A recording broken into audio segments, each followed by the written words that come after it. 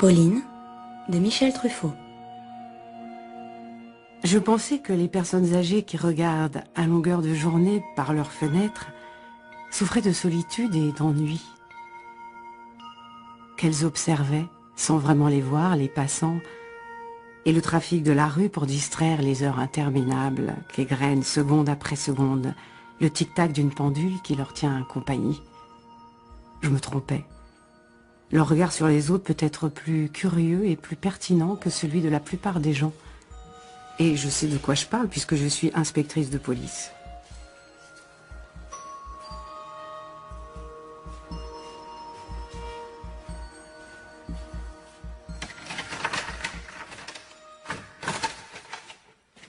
Pauline Lemierre? Oui. Je suis l'inspectrice Laurin, l'inspecteur Boldoni, mon collègue. Bonsoir madame. Bonsoir. Entrez.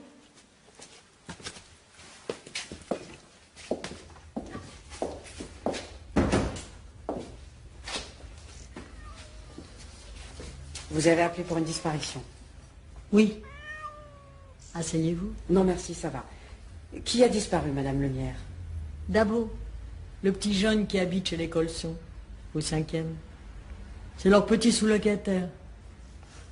Je crois que ce n'est pas légal, mais d'un autre côté, si ça ne se pratiquait pas, beaucoup de jeunes ne trouveraient pas à se loger. Surtout les étrangers.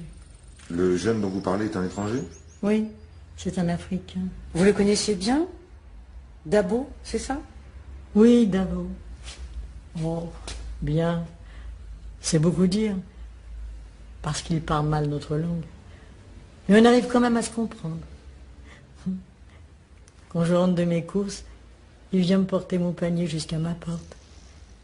Il a toujours refusé que je lui donne une pièce de monnaie. Oh, c'est un garçon très très gentil. Les Colsons, ils sont africains aussi? Non, ils sont comme vous et moi. À part vous porter votre panier, il faisait quoi d'autre, Dabo?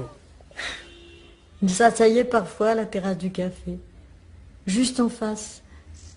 Sa place était près de la porte du dentiste. Au café, il parlait avec des clients en particulier? Non, je le sais parce que de ma fenêtre, là, je vois tout ce qui se passe.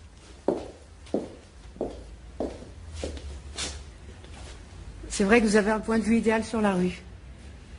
Rien qu'en regardant, vous savez. On apprend beaucoup de choses sur les gens. Les heures auxquelles ils vont et viennent. Ceux à qui ils parlent. Le quartier a beaucoup changé. J'imagine, oui. C'est plus mélangé. Il y a plus d'étrangers. Plus de jeunes aussi. Comme dans l'immeuble. Ça change tout le temps. On se connaît moins.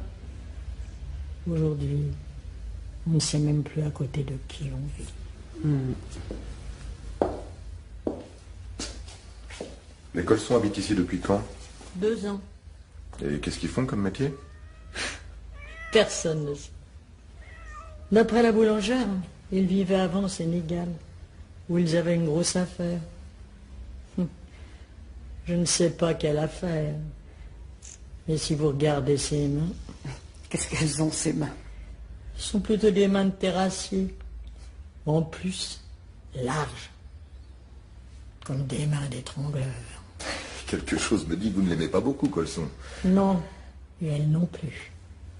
Je n'aime pas les gens qui vous regardent par en dessous, comme s'ils avaient des choses à se reprocher. Quel genre de choses, madame Lemierre? Appelez-moi Pauline. Tout le monde dans le quartier m'appelle Pauline. Bon, alors, dites-moi, Pauline, les Colsons, qu'est-ce qu'ils vous ont fait? À moi, rien. C'est aux malheureux comme Dabo qu'ils s'en prennent. À ceux qui sont obligés pour aider leur famille de venir chercher du travail ici. Si je vous suis bien, le jeune Dabo est un immigré. Pour moi, c'est un petit gars gentil, courageux, qui veut aider ses parents, ses frères et sœurs. Peut-être même un clandestin. Vous ne croyez pas qu'il est tout simplement parti? Beaucoup d'immigrés ne font que transiter chez nous, en attendant une occasion d'aller en Angleterre le plus souvent. Il ne serait pas parti sans me dire au revoir. Il n'a peut-être pas eu le temps. On a pu le prévenir de son départ au dernier moment. Non, ce sont les Colsons qui l'ont emmené dans leur voiture. Quand? Dans la nuit de samedi dernier. Ce qui m'a réveillée, c'est la porte du hall en bas. Il était 1h20 du matin. Je me suis levée. Je ne ferme jamais mes volets devant.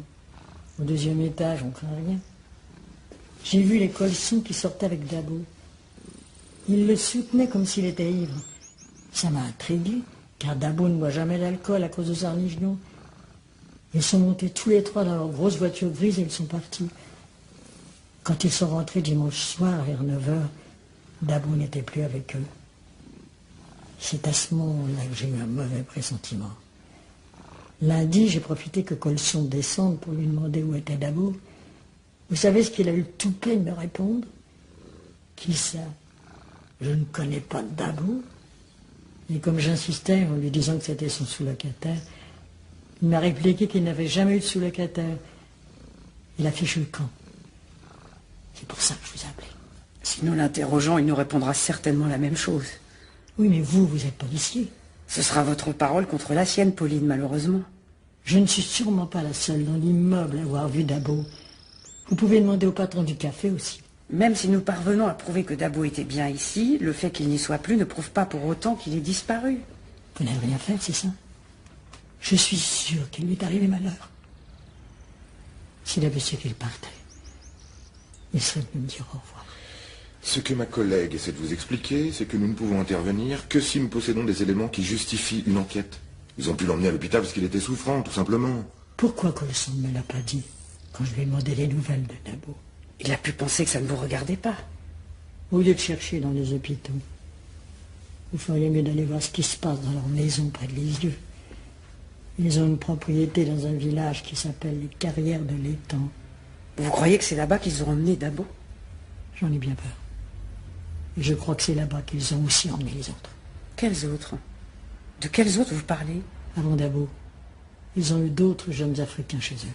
Combien? Dabo était le 5e. Ceux d'avant, je ne les ai pas connus. Je ne leur ai jamais parlé. Ils sont restés 1 mois ou 2 dans l'appartement. Ça ressemble en effet à un trafic de clandestins. En plus, avec une maison de campagne près des ports de la Manche. Nous allons alerter nos collègues de l'immigration. Ils ont peut-être quelque chose sur les colsons. Et pour Dabo? Ils s'en occuperont également.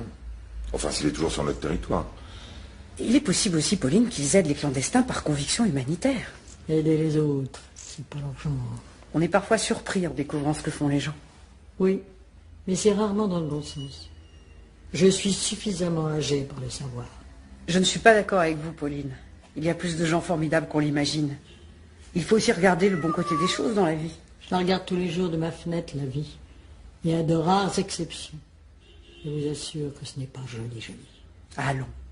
Si ça se trouve, vous vous trompez complètement sur les colsons. Mais vous avez bien fait de nous appeler. Ça m'a fait plaisir de vous rencontrer. Au revoir, Pauline. Au revoir. Au revoir.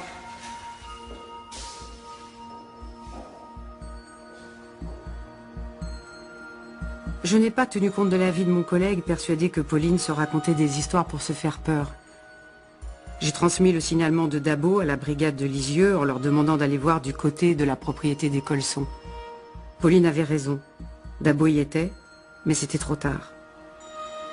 Ils découvrirent les restes calcinés de 5 jeunes Africains enfouis dans un coin du terrain. Les colsons dirigeaient une secte satanique et organisaient des cérémonies avec sacrifice humain. Les jeunes clandestins étaient des victimes idéales. Personne ne risquait de les rechercher. Personne, sauf Pauline.